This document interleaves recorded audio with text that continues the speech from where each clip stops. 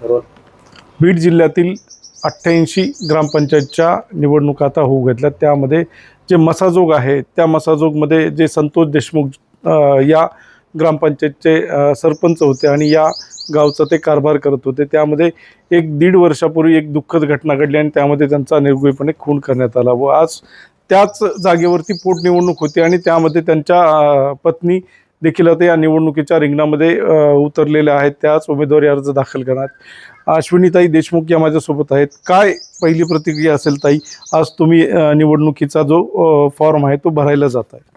Form आम्ही भरायला जाणार होतोच, गावकरी मंडळी सगळीच, पण ती तहसील साहेबाचं तसं झाल्यामुळे थोडं विचार करून थोड्या वेळाने जाऊ। ताई, ही निवडणूक बिनविरोध होईल अशी चर्चा आहे, काय वाटतं तुम्हाला? गावकऱ्यांची सगळ्या जनतेच्या मते तर तसंच होतं, पण आता प्रत्येकाला लोकशाही आहे, प्रत्येकाच्या मनात काय आहे ती समजून घेऊन त्याच्या ह्याच्यावर होईल गावकऱ्याच्या मते। काय अण्णांकडनं कुठल्या गावाच्या संदर्भामध्ये विकास कामाची जी स्वप्न होती त्यामधली कुठली अपूर्ण राहिली आहेत का, व त्यासाठी आता तुम्ही स्वतः उमेदवारी अर्ज दाखल करताय, काय सांगाल? अण्णा कारभार पाहत होते त्याच्यामुळे मला एवढे काय काम तर त्यांना भरपूर करायचे होते, पण कोणते राहिले ती मला माहीत नाही। ह्या दीड वर्षात मी माझ्या ह्याच्यातच आहे, पण ते मी नक्कीच पाहून ते पूर्ण करायचे प्रयत्न करेन।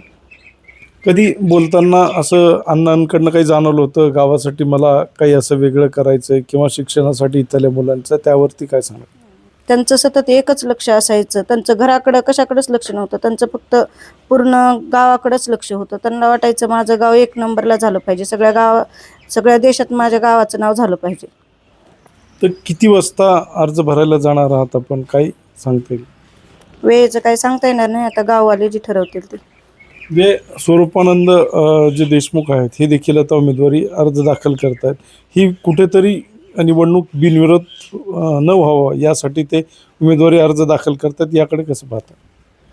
नाही, आता त्यांनी आम्हाला वेळेला न्यायाच्या वेळेस ती भरपूर साथ दिलेली आहे, ते आमच्या सोबतच होते।